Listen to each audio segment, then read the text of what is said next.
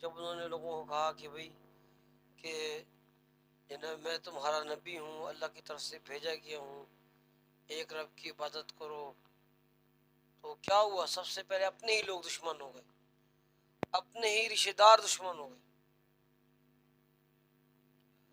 اور حضور اکرم صلی اللہ علیہ وسلم انہوں نے اپنی محنت جاری رکھی۔ سب سے پہلے پتھر مارنے والا کون تھا؟ اپنا سگا چاچا تھا، لیکن حضور اکرم صلی اللہ علیہ وسلم نے اپنی محنت جاری رکھی۔ مسلمان جو تھے وہ تعداد میں بہت کم تھے، بہت کم تھے مسلمان، 39 مسلمانوں تک، جب تک 39 مسلمان تھے نا، تو مسلمان جو ہے وہ چھپ کر عبادت کرتے تھے، دار ارقم میں آتے تھے، وہیں عبادت کرتے تھے۔ جن کو حضور اکرم صلی اللہ علیہ وسلم سے ملنا ہوتا تھا وہ وہیں ملتے تھے، جو لوگ کلمہ پڑھتے تھے وہ وہیں آ کے کلمہ پڑھتے تھے، اور ان کو یہ کہا جاتا تھا کہ آپ اپنے ایمان چھپائیں۔ اس کی وجہ کیا ہے؟ کوئی خوف یا بزدلی یا ڈر کی وجہ سے نہیں، اس لیے کہ اس لیے کہ جو دوسرے مسلمان بھائی ہیں، جو لوگ، جو صحابہ جو مطلب کلمہ پڑھ رہے تھے، ان کو کوئی تکلیف نہ پہنچائی جائے، کوئی ضرر نہ ہو۔ حضرت ابوبکر صدیق اللہ عنہ، ان کے متعلق کسی نے شیطانی کی، اس نے کوئی لوگوں کو بتایا کہ بھئی اس طرح ہے، ابوبکر جو ہے وہ تمہارے لات منات کو برا کہتا ہے، عزا کو برا کہتا ہے، وہ تمہارے آباء و اجداد جو جس دین کے اوپر چلتے تھے اس کو برا کہتا ہے۔ انہوں نے حضرت ابوبکر سے جب یہ سوالات کیے تو انہوں نے ان کے جو جواب تھے وہ سیدھے سیدھے جواب دے دیے کہ ہاں بھائی، واقعی میں یہ کہتا ہوں کہ بھئی لات منات غلط ہے، میں نہیں مانتا ان کو، میں عزا کو نہیں مانتا، تمہارے آباء و اجداد جس دین پہ چل رہے تھے وہ دین غلط ہے۔ مطلب ان کو پتا ہے کہ جو تمہارے آباء و اجداد جو تمہارے یہ بتوں کی پوجا کرتے تھے، جو غیر اللہ کو مانتے تھے، میں ان کو نہیں مانتا ہوں۔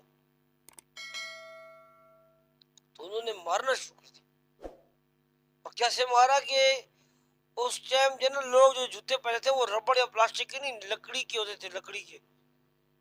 تو ایک شخص نے وہ جوتے ان کے سر پہ مارنا شروع کر دیا، اور اس طرح مارا کہ ان کا سر جو نا وہ پوپلا سا ہو گیا تھا، بالکل سر اوپر سے کمزور ہو گیا تھا ان کا، بالکل کمزور۔ یہ ہاتھ لگاؤ تو مطلب جس سے کوئی پاؤڈر والی چیز تھی اس کو ہاتھ لگاؤ گرتی ہے نا، یا کسی چیز کو دماغ لگ جائے اس کو ہاتھ بھی لگا لو نا، انگلی لگا لو تو وہ گرنی چھوڑ جاتی ہے، ایسے وہ ان کا سر بھرنے لگ گیا تھا۔ ہاتھ لگاتے تھے تو جیسے کچوایا ایسا ہو گیا تھا سر میں، بالکل اتنا مارا تھا، ایسا ظلم ہوا۔ گھر والے آئے لے گئے، اسی طرح آگے بھی ایسے ان کے ساتھ معاملات ہوئے، لیکن دین کے لیے انہوں نے محنت کرنا نہیں چھوڑی، دین کے لیے خود کو انہوں نے قربان کیے۔ حضور اکرم صلی اللہ علیہ وسلم ایک دفعہ ان کو کفار نے گھیر لیا۔ اب یہ واقعہ حضرت علی تعالیٰ عنہ فرما رہے خود، ایک دفعہ بیٹھے ہوئے لوگوں سے پوچھا انہوں نے کہ بھائی تمہارے نزدیک سب سے بہادر انسان کون ہے؟ تو لوگوں نے بولا بلا شبہ آپ ہی ہیں۔ ان کا نہیں، مجھ سے بھی بہادر تمہیں بتاؤں کون سا شخص ہے؟ پوچھے جی بتائے کون ہے؟ تو فرمایا کہ حضرت ابوبکر تعالیٰ عنہ ہے۔ پھر انہوں نے یہ واقعہ بتایا کہ ایک مرتبہ حضور اکرم صلی اللہ علیہ وسلم کو لوگوں نے، کفار نے گھیر لیا تھا اور ان کو گرا دیا،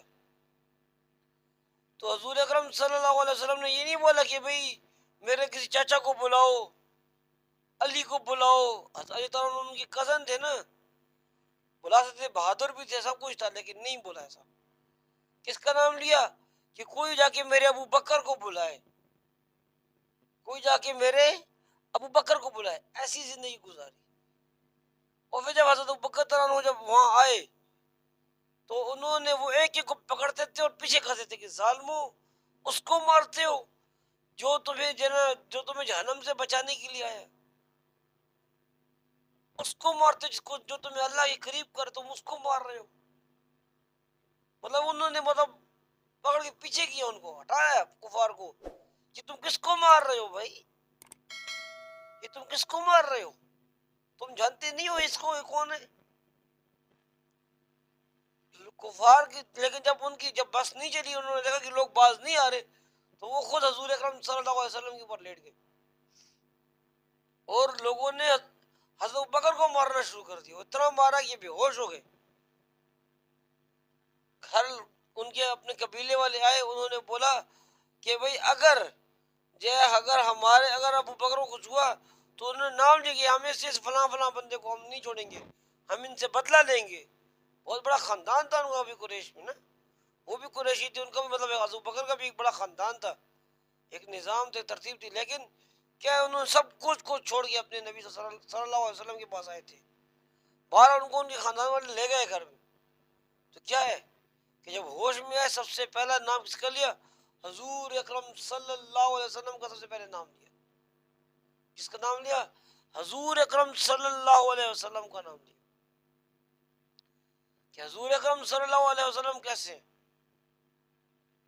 تو ان کی والدہ نے بولا کہ آپ کے خاندان والے آئے ہیں، آپ ان کے سامنے حضور اکرم صلی اللہ علیہ وسلم کا نام نہ لیں، یہ نہ ہو وہ چلے جائے۔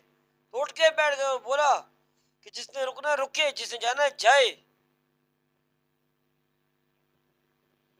اگر کسی کو اگر میرا حضور اکرم صلی اللہ علیہ وسلم کا نام لینا بولتا ہے تو وہ چلا جائے یہاں سے، ایسے بول دی قبیلے والوں کو، خاندان والوں کو۔ پھر والدہ سے بولا بھائی مجھے جناب حضور اکرم صلی اللہ علیہ وسلم سے ملوائیں۔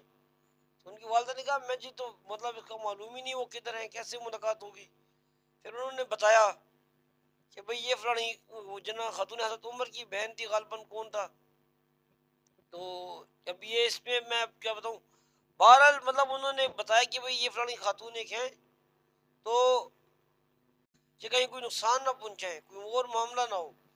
لیکن پھر اس کے بعد انہوں نے بتا بھی دیا۔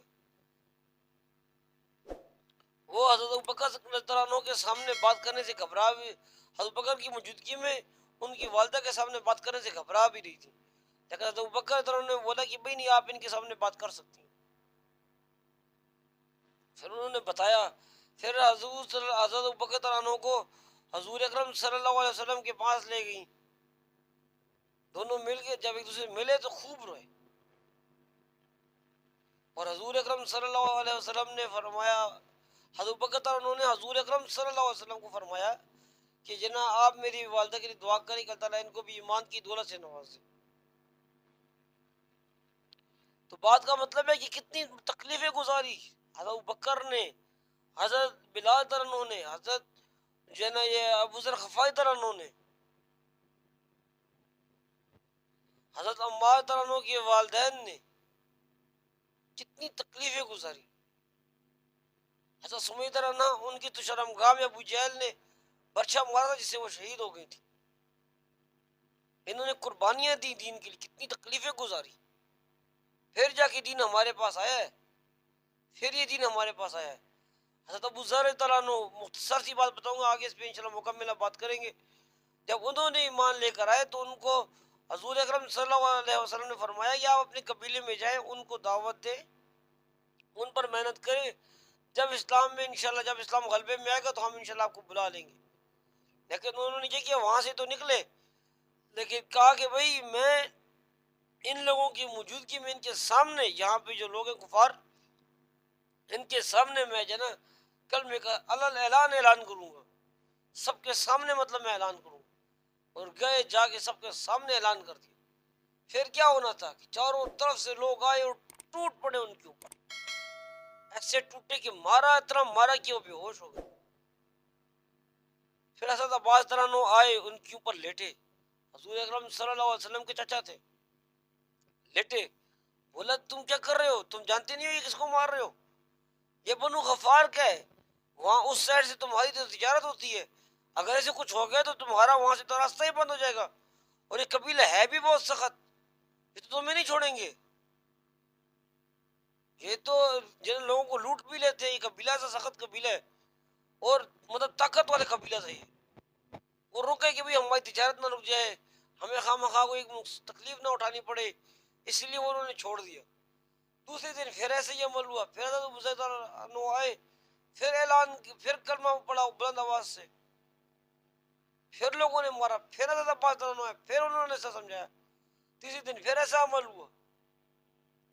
تو کیا ہے، انہوں نے مارے کھائی تھیں، مشقتیں اٹھائی تھیں، تو آج اللہ تعالیٰ نے دین ہم تک پہنچا دی ہے۔ یہ ان کی محنت ہے صحابہ کرام کی۔ حضرت بلال تعالیٰ عنہ کو سڑکوں میں گھسیٹا جاتا تھا، انگاروں میں لٹایا جاتا تھا، سینے پہ بڑا پتھر رکھا جاتا تھا، لیکن ان کی زبان میں کیا ہوتا؟ احد احد. سارا دن ظلم کیا جاتا، مارا جاتا، تکلیفیں دی جاتی. ہر شخص کی کوشش تھی کہ کسی طرح اپنا زور سے جو ہے نا ان کو بالکل کمزور کر دے تاکہ یہ کفر کی طرف آ جائیں دوبارہ. وہ نہیں ہے. صبح تکلیف دیتے تھے، مارتے تھے، تکلیف دیتے تھے، انگاروں میں گھسیٹتے تھے، رات کو چکی چلواتے تھے. رات کو چکیاں چلواتے تھے. انہوں نے تکلیفیں گزاری ہیں، انہوں نے ایک مشکلات، ایک پہاڑ مشکل کے گزارے ہیں. ایسے اور بہت سارے صحابہ کرام ہیں جنہوں نے اسلام لائے اور ان کو بہت ساری تکلیف دی گئی. اس لیے جب یہ فتح مکہ سے پہلے جو مسلمان جو تھے، جو فتح مکہ سے پہلے جو مسلمان ہوئے تو انہوں نے جو تکلیفیں گزاری تھی، اس وجہ سے وہ فتح مکہ کے بعد والے مسلمانوں سے زیادہ فضیلت والے تھے.